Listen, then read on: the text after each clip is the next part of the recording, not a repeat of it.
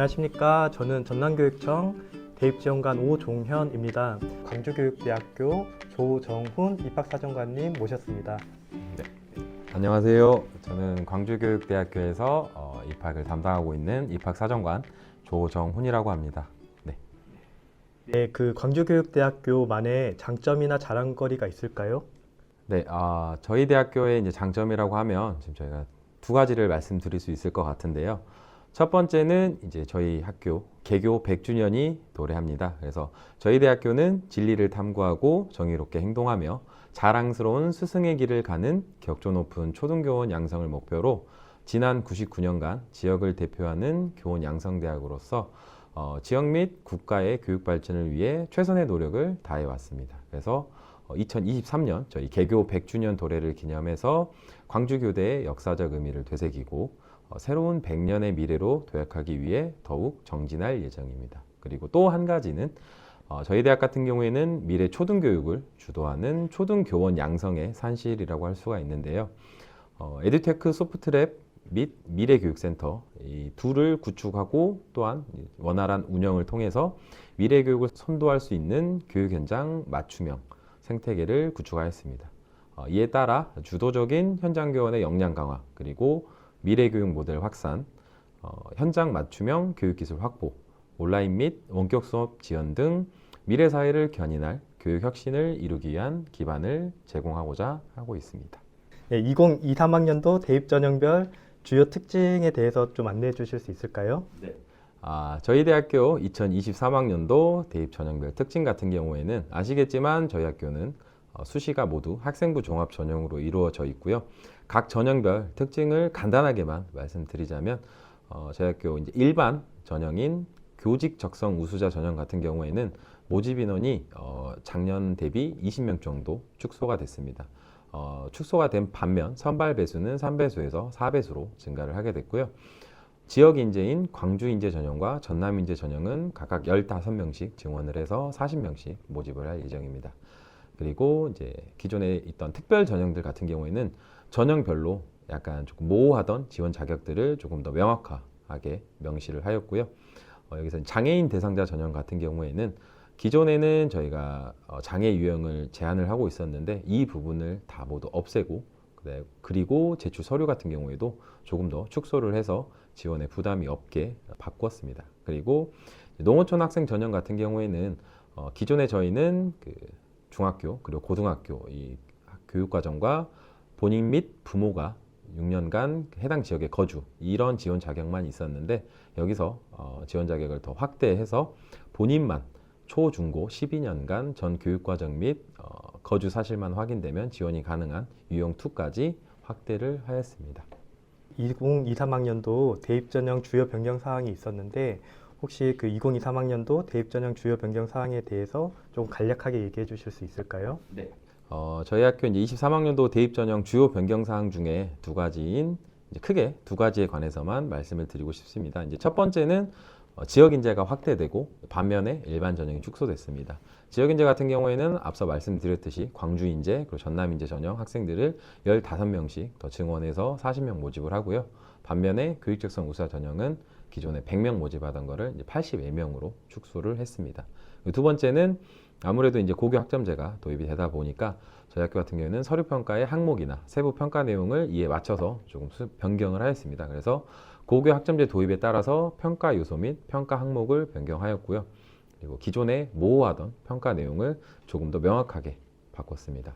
그래서 진로 선택 과목에 관련된 평가 항목도 신설을 하였고요. 좀 더 자세한 변경 세부 사항은 실제 저희 학교 수시 모집 요강에서 확인 가능하십니다. 입학사정관의 관점에서 학생들이 이제 학생부 종합전형을 이제 준비할 때 그 준비 방안이 있다면 팁 같은 걸 주실 수 있을까요? 네, 저희 대학교를 희망하시는 학생들께서 이제 많이 궁금해하시는 사항인데 저는 약간 두 가지 영역으로, 그러니까 교과 영역과 비교과 영역으로 나눠서 말씀을 드리고 싶어요. 그래서 첫 번째 교과 영역 같은 경우에는 등급에 현혹되지 않으셨으면 좋겠습니다. 이제 교과 영역 같은 경우에는 저희가 이제 단순히 등급만으로 평가를 하는 게 아니고 다양한 자료를 활용해서 평가를 하다 보니까 기본적으로는 등급의 높 낮음보다는 본인이 이제 해당 교과를 통해서 배우고 발전하는 이런 모습을 보일 수 있도록 수업의 충실함, 이게 이제 중요 포인트가 되고요. 또한 이제 진로 선택 과목 같은 경우에는 본인의 관심 그리고 학습 의지가 반영된 과목을 이수하시는 걸 추천드립니다. 그래서 이는 이제 수강자 수와 성취도의 고저에 따라 평가가 되는 것이 아니기 때문에 조금 더 학생들이 이제 편한 마음으로 이거는 해주셨으면 좋겠고요. 비교과 영역 같은 경우에는 기본적인 건 학교 생활에 충실하셨으면 좋겠어요. 그래서 비교과 영역은 학교 생활 중에 다양한 과정에 참여하는 것을 기록하게 되고, 이는 이제 학교 생활에 얼마나 충실했느냐에 따라서 이제 학생별로 차이가 발생하게 되거든요.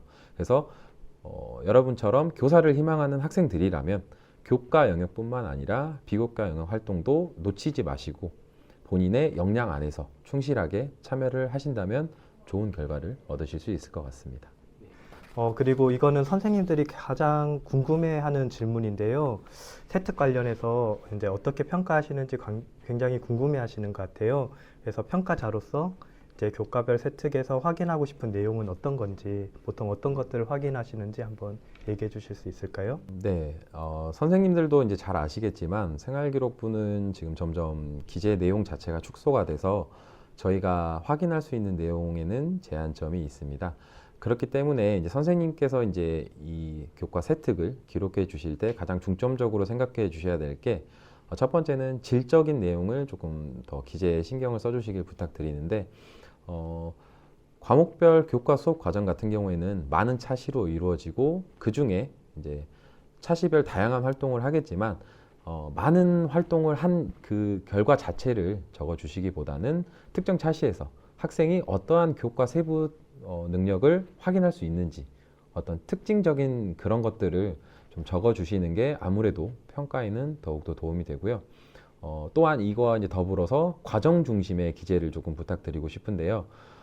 단순한 결과 위주의 서술, 어떤 뭐 특성을 보임, 무슨 활동을 함, 이런 것보다는 해당 차시에서 학습 과정이 이루어졌을 때 어떠한 과정, 어떠한 일련의 과정을 통해서 이 학생이 학업 뭐 향상을 이루었는지 이런 것들을 조금 기록해 주셨으면 좋겠습니다. 그래서 교과 지식에 대한 호기심으로부터 시작을 해서 학업 태도, 그리고 학습 활동이 어떻게 확장이 되었는지, 그리고 이 지식을 적절히 활용해서 어떠한 방식으로 뭐 표현을 하였는지 이런 것들을 기재해 주시는 게 조금 더 평가에는 도움이 됩니다.